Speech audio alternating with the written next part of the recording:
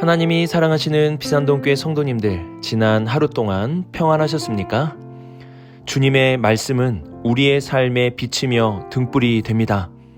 오늘도 우리에게 주시는 말씀이 나의 삶의 빛이 되고 등불이 되어 주님이 기뻐하시는 길을 걸어갈 수 있는 우리 모두가 될 수 있기를 바랍니다. 기도하겠습니다. 사랑의 하나님 아버지, 오늘 주님의 말씀을 듣습니다. 주님, 주님의 말씀 앞에 나의 옳음과 그름은 뒤로 가고 오직 주님의 옳음과 그름이 분별되게 하여 주옵소서. 우리의 선한 목자 되시고 우리를 결국 푸른 초장으로 인도해 주실 우리 주 예수 그리스도의 이름으로 기도드립니다. 아멘.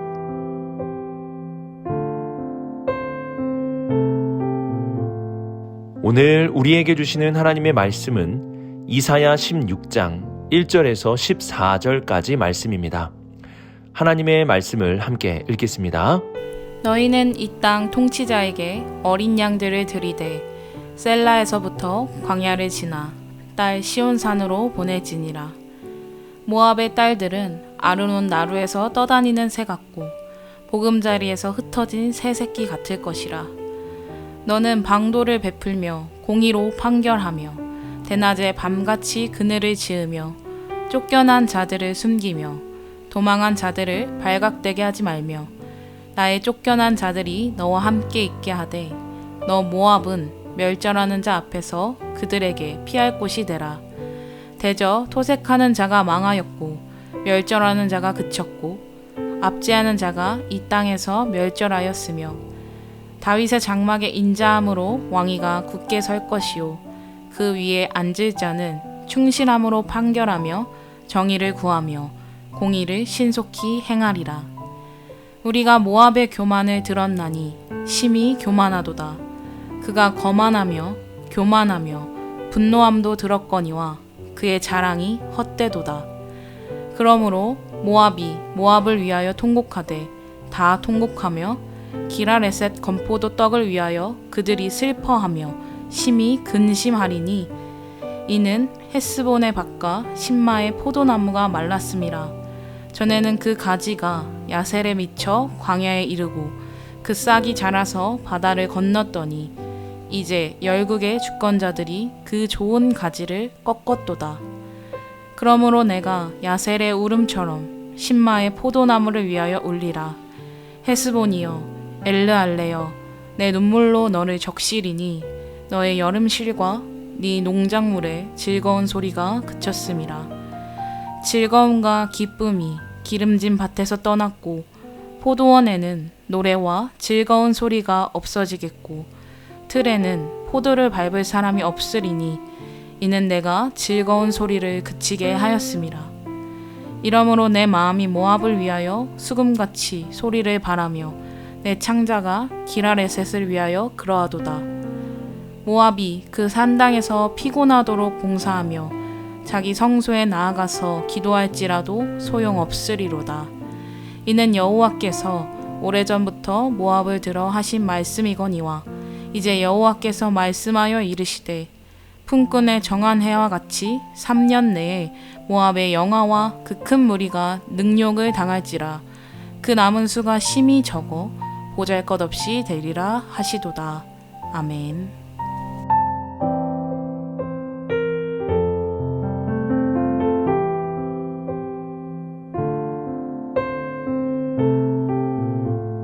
우리는 어제 말씀에 이어서 모압 족속에게 주시는 하나님의 말씀을 살펴보게 됩니다. 교만한 모압에 대한 하나님의 심판은 철저하게 이루어졌습니다. 지난 시간 하나님은 모압의 여러 지역들을 언급하시며 모압의 모든 지역과 도시에 철저하게 심판하시겠다고 말씀하셨습니다. 이제 교만한 모압이 살 길은 하나도 보이지 않습니다. 하지만 하나님께서는 모압이 살 수 있는 하나의 길을 알려주십니다. 1절을 보시면 너희는 이 땅 통치자에게 어린 양들을 들이되 셀라에서부터 광야를 지나 딸 시온산으로 보낼지니라고 말씀합니다. 이 땅의 통치자에게 어린 양을 드리라는 것입니다. 어린 양을 드린다는 것은 조공을 바치는 충성의 표현입니다. 중요한 것은 이 땅의 통치자가 시온산에 있다는 것입니다. 5절을 보시면 그 시온산에 대해서 이렇게 말씀합니다. 다윗의 장막의 인자함으로 왕위가 곧게 설 것이요 그 위에 앉을 자는 충실함으로 판결하며 정의를 구하며 공의를 신속히 행하리라. 여기서 말하는 왕위에 앉을 자는 다윗의 자손으로 오시는 메시아를 상징합니다. 우리는 그 메시아가 예수 그리스도이심을 알고 있습니다. 하나님은 2절 말씀과 같이 아르논 나루에 떠다니는 초라하고 연약하며 떠돌아다니는 새와 같아진 모압 사람들에게 3절 말씀에 그늘을 지어주며 숨기며 발각되게 하지 말고 4절에서는 너와 함께하되 피할 곳이 되어주라 하고 말씀하십니다. 우리는 이러한 하나님의 말씀을 통해 메시아는 모든 이방인들이 피할 수 있는 마지막 피난처가 된다는 것을 알 수 있습니다. 우리 주님은 심판받아 마땅한 우리들에게 마지막 피난처가 되어주셔서 우리를 위하여 그늘을 지어주시고 숨겨주시며 우리를 지키시고 보호해 주십니다. 하나님은 모압에게 마지막 피난처를 말씀해 주십니다. 이는 모압에게 마지막 기회를 주고 계신다는 뜻입니다. 분명 모압은 하나님의 심판을 받아 마땅한 족속이었습니다.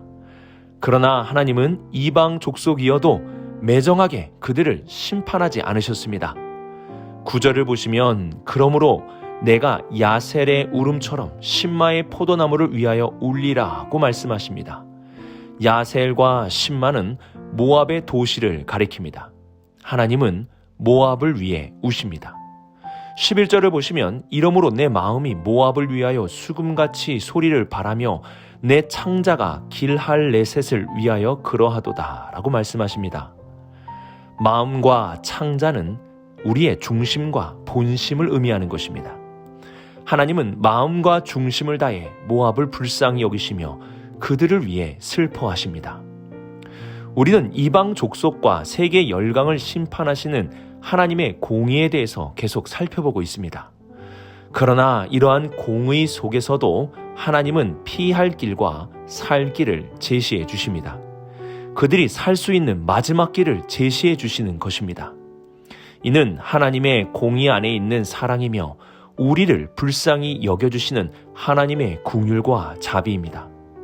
이러한 관점에서 우리를 살펴본다면 하나님의 은혜로 베풀어 주신 마지막 기차, 그 마지막 기차의 마지막 칸에 우리가 타게 된 것이라 할 수 있습니다. 우리를 버리지 않으시고 복음의 빛을 대한민국 땅에 비추게 해주셨고 그 빛을 보고 그 마지막 칸에 탄 사람이 바로 우리들입니다. 얼마나 감사합니까? 우리를 기다려주시고 우리를 구원의 열차에 태워주셨으니 이야말로 감사와 찬양이 아니겠습니까? 오늘 예수 그리스도를 통해 우리에게 마지막 기회를 주시고 그 기회를 우리가 붙잡기까지 기다려주시고 참아주신 하나님의 긍휼과 은혜에 감사를 드릴 수 있기를 바랍니다. 또한 이러한 하나님의 은혜를 받은 자답게 우리도 다른 누군가를 기다려주고 끝까지 붙잡아 줄 수 있는 삶을 살 수 있기를 바랍니다. 그리고 우리 비산동 교회가 하나님이 예배해 두신 그 마지막 피난처, 그 마지막 기차가 되어 예수 그리스도를 증거함으로 많은 사람들이 그 마지막 기차를 타게 할 수 있는 그런 복된 우리 비산동 교회가 될 수 있기를 주님의 이름으로 축복합니다.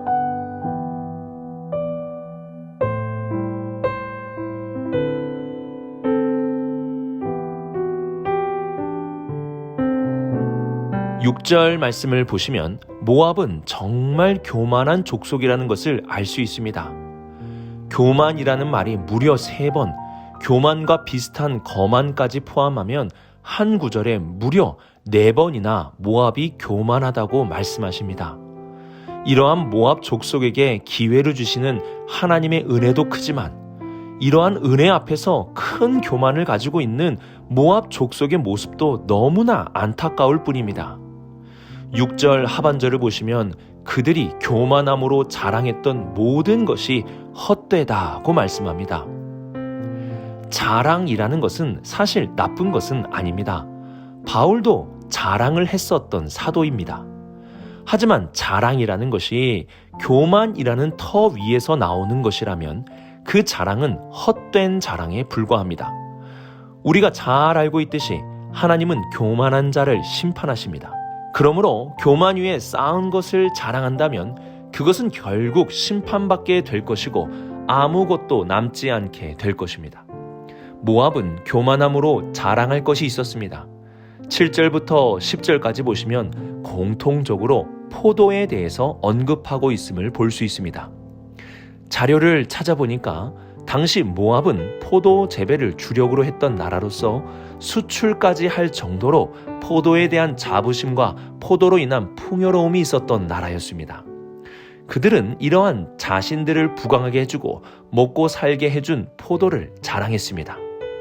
하지만 교만함으로 자랑했던 그 모든 것은 7절에서 슬퍼하고 근심이 된다고 말씀하고 8절에서는 그 포도나무의 가지가 꺾이게 될 것이라고 말씀합니다.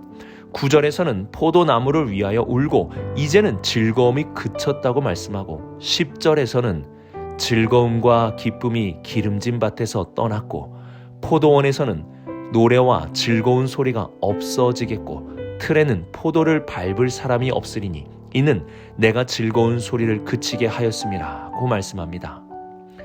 그들이 그렇게 자랑했던 포도원은 이제 그들의 눈물이 되었습니다. 이처럼 교만함으로 세운 자랑은 결국 우리의 눈물이 될 뿐입니다. 하나님은 교만을 치시고 교만 위에 세운 자랑을 슬픔으로 만드시는 분이십니다. 그러므로 우리는 자랑하되 바울과 같이 주 안에서 자랑할 수 있어야 합니다. 이는 주님을 자랑한다는 뜻입니다. 내가 잘된 일이 있을 때도 주님을 먼저 자랑하시고 우리 가정에 행복한 일이 있으면 주님을 먼저 자랑하십시오.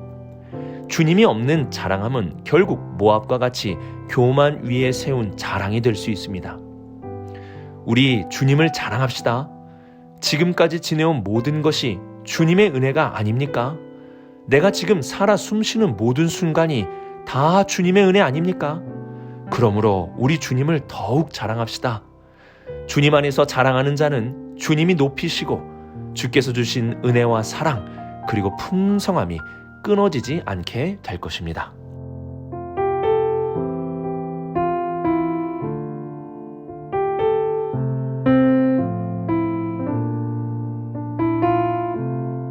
(12절을) 보시면 모압이 그 산당에서 피곤하도록 봉사하며 자기 성소에 나아가서 기도할지라도 소용이 없으리로다 라고 말씀합니다.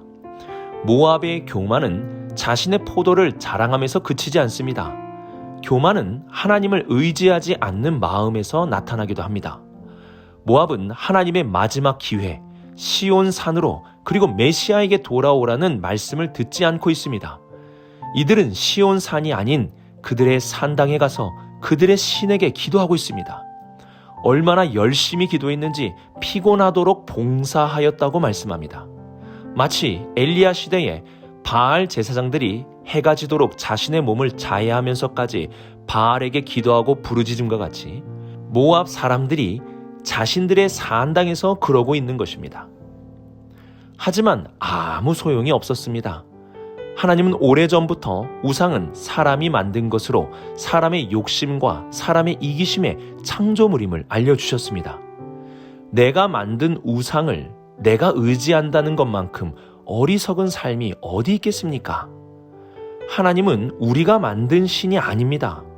창세기에서는 분명히 하나님이 우리를 만드셨다, 창조하셨다고 말씀합니다.